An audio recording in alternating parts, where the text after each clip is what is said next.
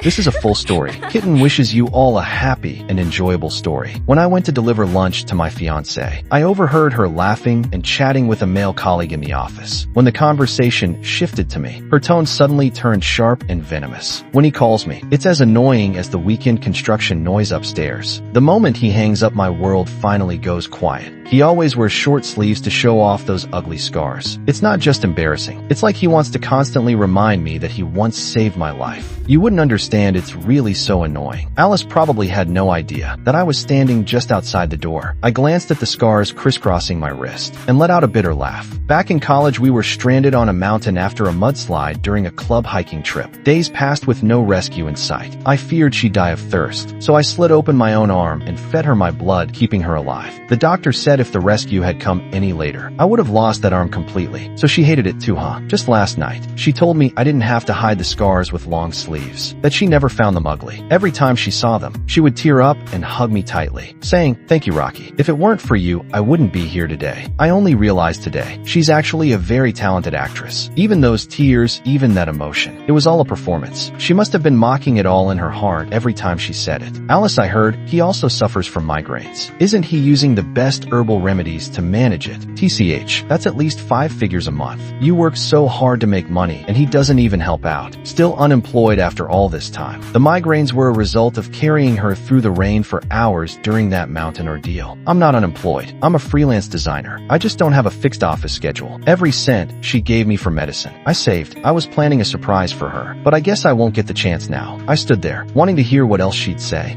Trading a few scars for a lifetime of freeloading. He must be over the moon. I'm out drinking and throwing up every night, and he's home relaxing. Quite the life, huh? I couldn't see her face, but I could imagine how twisted with resentment it was. Then her voice suddenly softened. "Oh, Tony, not all men are like you. I'm stuck with this freeloader. Can't shake him off no matter how I try." That sweet syrupy tone made my skin crawl. I tossed the lunchbox into the trash and walked away without looking back. Screw it. If being lovesick is a job, I quit. That night, Alice came home late again. She didn't say where she'd been, just sent me a message at midnight telling me to come pick her up. I ignored it, no matter how late it was in the past. I always came the moment she called, but not tonight. When I didn't respond or show up, she called me over a dozen times. I didn't answer any of them. Eventually, I turned off my phone. Not long after, the door opened. I stepped out to look. As expected, Alice was being carried back by another man. He looked at me and raised an eyebrow in provocation. I wasn't provoked, but when I saw his face, I froze. Tony spoke first. "Mr. Rocky, even freeloaders need to know their place. Little Rue works so hard out there. Asked you to pick her up and you don't even show." Alice, clearly drunk, snuggled deeper into his arms. Tony looked at me with a smug grin. "Mr. Rocky, I really admire girls like Little Rue. Let me introduce myself. I'm Tony, creative director of Galaxy Group. I have a car, a house, and a generous salary." He emphasized the last part. Probably assumed I didn't. I didn't respond, just stared at him. "So familiar. Too familiar. You look a lot like someone I used to know," I said. He sneered. "Trying to get close to me now, Mr. Rocky." I shook my head. "No, I mean you look like my dead father's third mistress." Tony's face darkened instantly. He clearly didn't know how to respond. Since I made no move to take Alice, he just set her down and left. TCH, that's all he's got. Alice sprawled messily on the couch. I watched in silence. She complained of being sweaty and needing a shower, then said she was thirsty. "Rocky, get me some water." No response. She shouted in frustration, "Rocky, are you dead?" Guess alcohol really does reveal one's true self. Her own yelling seemed to sober her up. She sat up, rubbed her temples, cleared her throat. "Rocky, what is your problem?" "I'm exhausted every day. You stay home doing nothing, and you won't even help out a little." I stared at this woman I had loved for years, feeling like I'd never really seen her before. I raised my scarred arm. "Alice, you." She suddenly grabbed a cup from the table and hurled it at me. "Enough. Scars, scars, always your goddamn scars. Do you show them off just to remind me you saved my life?"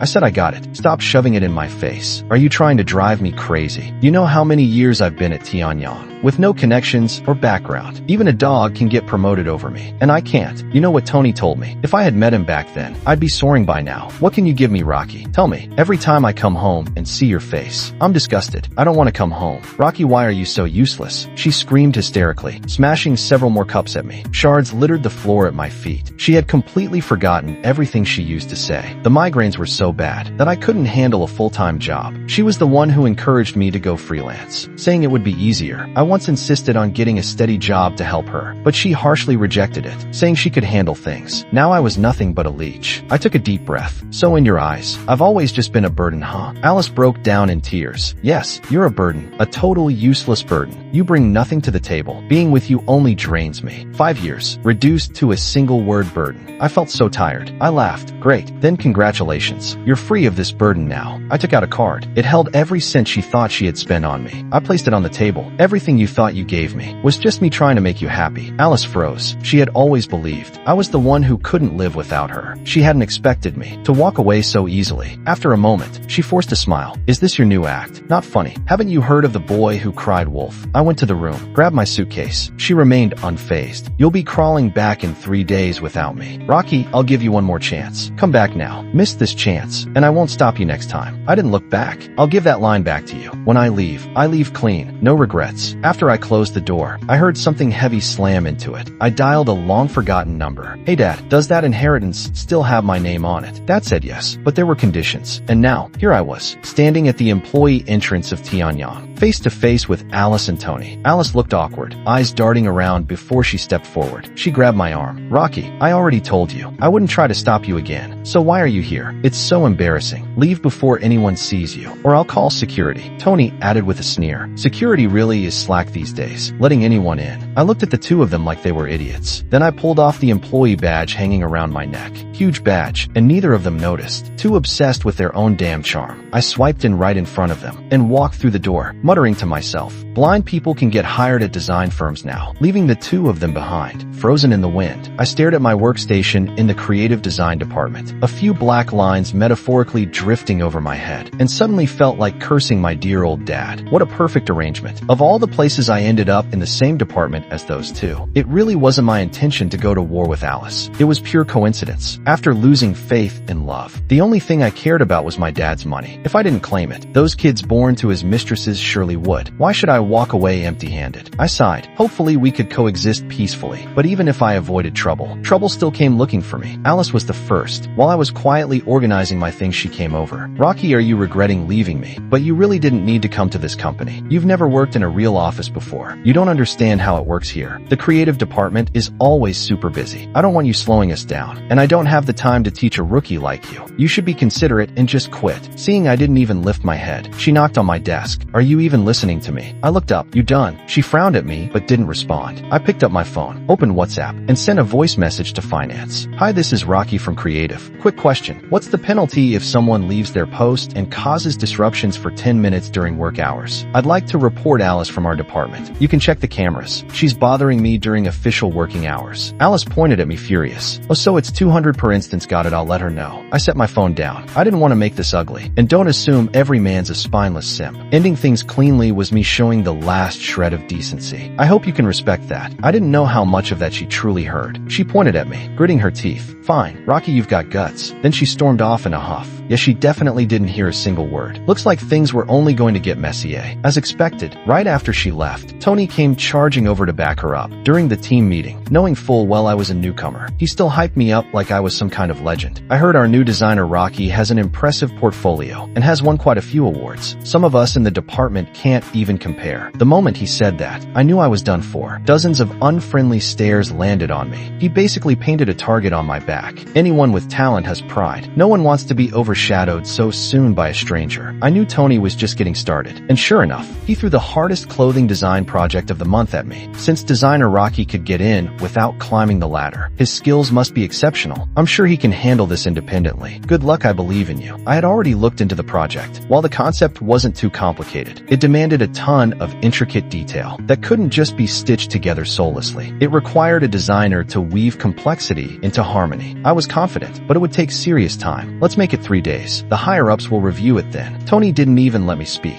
He just sealed the deal. No grace period for rookies. Guess I was starting with overtime from day one. And since he made that public statement, no one was going to help me. Everyone just wanted to see what I was really made of. I looked up and met the meaningful mocking stares from Tony and Alice. So this was all to help her vent. Who would have thought I'd be pulling an all-nighter on my very first day? To top it off, my loving dad messaged me, asking if I'd come home for dinner. I replied with just one line, damn capitalist. Then I got back to sketching. morning, there was a junior designer working overtime with me. Her name was Haley, just 2 years out of college. Her workload wasn't light either. Rocky, I tried finding a connection between these two elements. I even sketched out a pattern that links them. See if it sparks any ideas. Her eyes sparkled with a genuine passion for design, rare in the workplace. I thanked her. She just smiled and said, "No worries. I finished my own tasks anyway. Your project seems super interesting, so I thought I'd take this chance to learn more. Alright, I'm heading off now." As Haley packed up, a shadow suddenly blocked my light. There were only 2 people who could show up with such little tact. I looked up. As expected, Alice. "Rocky, come outside. We need to talk." "There's nothing to talk about. I already said we should part ways peacefully." Alice frowned hard. "Peacefully? Do you know how many calls I've gotten? Asking why we broke up. What did you post after deleting me? What lies did you spread?" I scowled. "You really think I'm that kind of person?" Alice lunged for my phone. "I don't care what you said. Just go clarify it on social media. Say you dumped me. Say I had nothing to do with it. This is affecting my reputation." I really must have been blind back then. Was it time and the harsh reality of her field that changed her? Or had she always been this way, and I'd just been too stupidly in love to notice? "Manager Alice, snatching someone else's property is a crime, you know. Might want to brush up on your legal knowledge. Being ignorant in the workplace is kind of embarrassing." A crisp voice cut in, interrupting Alice, and smacking my phone out of her hand. Haley grabbed it and handed it back to me. I looked down and saw her sparkling eyes again. Just then, the office lights went out. 2 sharp screams rang out. Without thinking, I pulled Haley into my arms. If I remembered right, she'd mentioned during lunch that she was afraid of the dark, and being in complete darkness made it hard for her to breathe. "It's okay, just a power trip. Don't be scared." Sure enough, the lights came back on moments later. Only then did I notice Alice, curled up on the floor covering her head. She looked terrified, mumbling my name. "Rocky, where are you?" Yeah, in moments like this, my first instinct wasn't to protect her anymore. Noticing the lights were back on, Alice slowly lifted her head, only to see Haley, still short of breath, wrapped in my arms. Her eyes instantly filled with tears. In one's weakest moments, people instinctively yearn for the one who made them feel safe. "Rocky, don't you want me anymore?" I really wanted to ask how she had the audacity to say that, but I just pressed my lips together. "You were the one who didn't want me." Haley wasn't doing well. I had to get her to the hospital. No time to linger, even in this state. She's still worried about my design project. "Don't worry. Worst case, I'll just pull an all-nighter tomorrow." I lifted Haley into my arms. Alice suddenly screamed, startling her again. "Rocky, you're dumping me because you've fallen for someone else, haven't you? You're disgusting." I kept walking, didn't look back. When someone's heart is filthy, everything they see looks dirty. I left Alice sobbing and breaking down behind me. But what did that have to do with me? The Tony she claimed loved her so much was nowhere to be found in that moment. After that day, Alice and Tony stayed quiet for a while, but there's an old saying, when kids go silent, they're probably up to no good. That thought hit me. The moment I discovered my USB drive was completely wiped, right when I was about to present in front of the entire department. There I stood on stage. Leaders from the top had set aside time specifically to hear our presentations, and they were now exchanging glances. The room grew tense with awkward silence. Tony slammed the table in anger, so hard I was worried he'd break his hand. "Rocky, what the hell is this? The whole team waited on you for 3 days, and this is what you deliver? What have you been doing for 3 days? Flirting with that junior girl in the group instead of working?" People started watching, amused eyes turning toward me. Tony was too eager to tear me down. He didn't even notice the leaders didn't look nearly as mad. "I really wonder who let you into Tianyang. Were they blind? Did they hire their ancestor instead of an employee?" President Bain spoke calmly. I interviewed him myself. "You got a problem with that?" The room went dead silent. Alice stepped in trying to ease the tension. "President Bain, please don't misunderstand. Our director just lost his temper. He didn't mean to speak so rashly. Director, let's focus on the issue. We've got a missing piece in the project. Maybe we should all work some overtime and fill the gap." Tony sighed and waved his hand. "I'm actually very interested in this project too, so I drafted a version just in case. Looks like it might come in handy after all." A sharp twinge flared in my chest. Something felt wrong. Extremely wrong. Sure enough, the moment Tony opened his PowerPoint, I knew it was my missing file. He even passed by me on the way up, muttering under his breath, "I know you're furious right now, but what can you do about it? Trash belongs in the bin. You don't deserve to work with me." Tony went on with his performance, botching many of the key ideas in my presentation. Still, people praised him because the slides were polished to perfection. No wonder they were the result of my sleepless nights. Once the applause died down, I spoke in a low voice. "I just have one question. President Tony, are you sure this PowerPoint PowerPoint is yours. They were clearly prepared for this. Alice's eyes turned red with tears. I stayed up with director Tony to help make this. I saw all his hard work. Rocky, are you really going to dismiss someone's effort with a few words? Tony followed up. Rocky, I know you have a problem with me. Maybe I was a bit harsh, but that's only because I believed in your potential. I never thought you'd stoop to this. Everyone turned on me. Whispers and judgmental stares filled the room. Only Haley slammed the table and stood up. That was clearly made by Rocky. He pulled multiple all-nighters for it. The poor girl was shaking with anger, trying to calm herself down with deep breaths. Alice rolled her eyes. You two are inseparable lately. Looks like a couple of snakes slithering around together. I patted Haley's shoulder to reassure her, then calmly picked up another USB drive and walked back on stage. Clearly Tony and Alice hadn't expected this. I don't have many flaws, except maybe I'm too territorial. So when the two of you messed with the office surveillance, did it occur to you that I had a personal camera at my workstation? The camera didn't cover much, but it captured Alice and Tony sneaking over and copying files from my computer. Tony, do you think they'll find out? It's fine. I've done this before. No one dares to speak up. Besides, there's never any proof. Unfortunately for them, they messed with the wrong guy. I had the proof, and those old geezers are too clueless to notice anything. After the video played, everyone's expressions shifted dramatically. Alice and Tony went from shock to panic.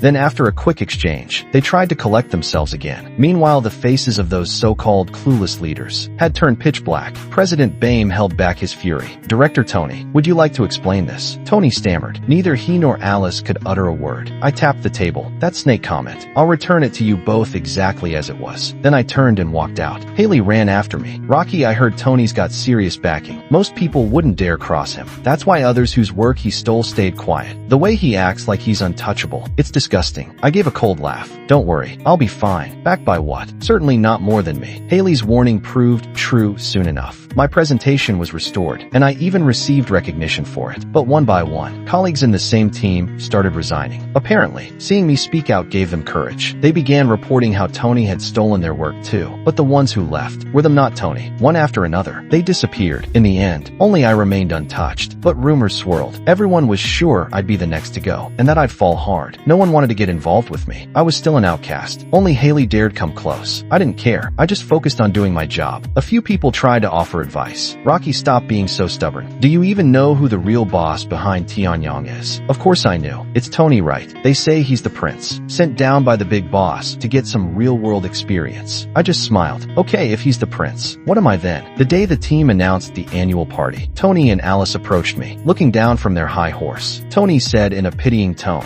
"You've probably figured it out by now. If you're smart, you'll leave on your own. After tonight, I won't be polite anymore. You and Haley both need to get out." I fired back without hesitation. "Sure, I'd love to see how you make me leave." Alice pulled me aside. "Rocky, if you still can't let me go, just resign and come back. We could start over." "Tony, you really can't afford to offend him. I'm only saying this for your own good. Please listen." I ignored her and walked away. She stomped in frustration. What a joke. At the company party, the atmosphere was buzzing with chatter and laughter. Tony was visibly excited, his hands shaking as he spoke, almost like he had Parkinson's. What was he so worked up about? I soon found out. Because my dear old dad showed up, all smiles, looking dignified. Tony practically sprinted over. His voice trembled. "Dad." Alice quickly followed, eager to make an impression. People pretended to be socializing, but every ear and eye was on them. When Tony called him Dad, you could feel the room collectively exhale. "See, told you he wasn't ordinary." Then the looks turned on me, pitying, mocking, full of amusement. "Me, huh? What? Your dad? Then who's mine?" My father was clearly stunned by Tony's dad. He froze for a moment, then suddenly spotted me nearby. I gave him a lazy smile and gestured a finger across my neck. He got the message and panicked. He shoved Tony aside and awkwardly ran toward me. "You little brat, didn't you say you wouldn't come?" His voice was cautious, a little shaky. Suddenly, the room went silent. This was our reunion after years. I looked at him, expression calm, then shifted my gaze to Tony. "Some people aren't worth showing off. If you want to keep them in the dark privately, I won't care, but don't wave them in my face." That was for my dad. And for Tony, "Huh, no wonder you looked familiar. You're the son of my dad's shameless old flame's third bastard." My dad gave an awkward laugh and scratched his head. Tony's face went pale in an instant. Alice's expression was even better, a rainbow of embarrassment. Other executives began arriving. At the front were the same leaders from before. One by one, they came over to me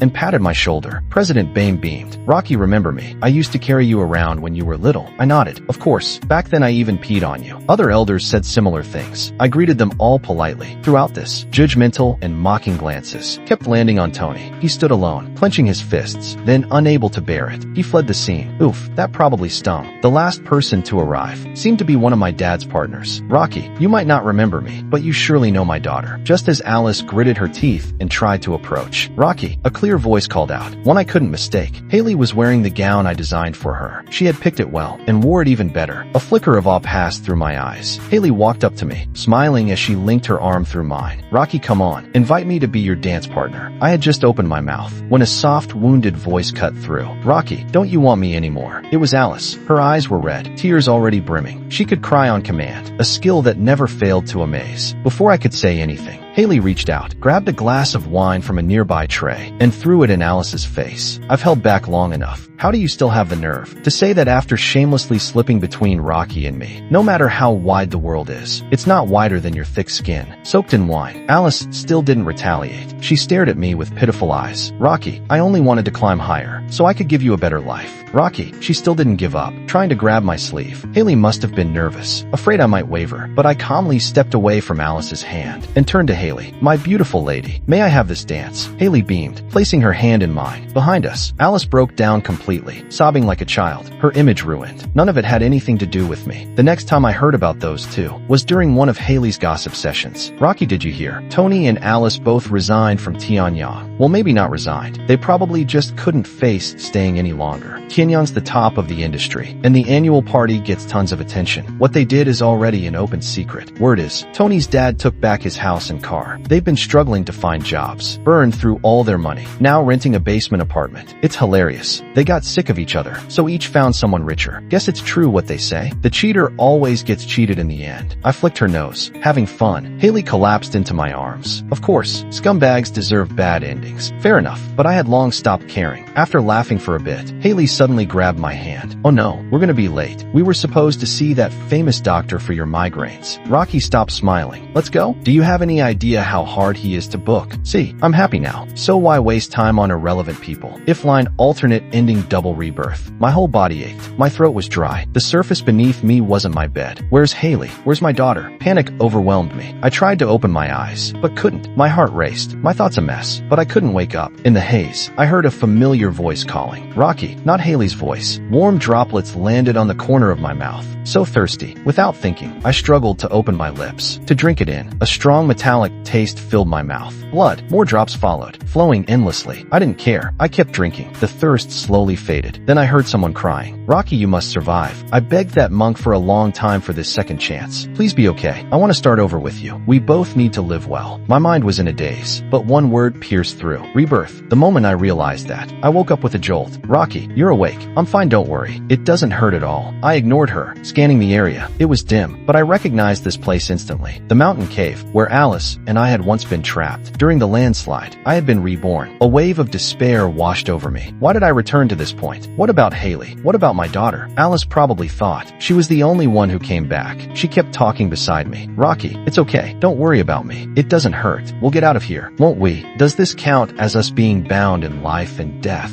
I was already frustrated, and she just kept talking. Bound my ass. Alice was stunned. Maybe my cold expression gave me away. You came back too. How can this be? I thought I could rewrite everything. Rocky, I really know I was wrong. Please forgive me. My eyes burned red, my body too weak to move. Alice, what do you want from me? I already have a family. Do you want to ruin my life again? Rocky, I just love you too much. Let's start over, okay? Love. You love no one but yourself. If I had nothing, just a lowly job at Tianyang, would you still regret everything? You don't love me. You love money. Alice fell silent. Suddenly I realized something. So what if I was reborn? Haley still exists in this world. If I had to start over, I would. With that belief, I forced my body up. Alice followed closely. I crawled through the cave, heading to the exact spot where I was rescued in my past life. I didn't know if the timeline had changed. I laid down, waiting in silence. If no one came, so be it. Maybe death would send me back. Rocky, Rocky. Someone called my name. Their voice stretched with worry. I had no strength to respond. Suddenly someone threw themselves on me. He's here. That voice. So familiar. I opened my eyes and looked at the face before me. Haley, am I dreaming? Tears streamed down her cheeks. No, it's not a dream. You're safe now. Senior, it was real. Even at this time, I met her again. I was saved. Alice, however, fell unconscious from blood loss and fever. Haley and I naturally ended up together again. No matter the world, no matter the timeline, the ending stays the same. The end. If you like Kitten's story, please follow and like it. Updated every morning at 9 a.m.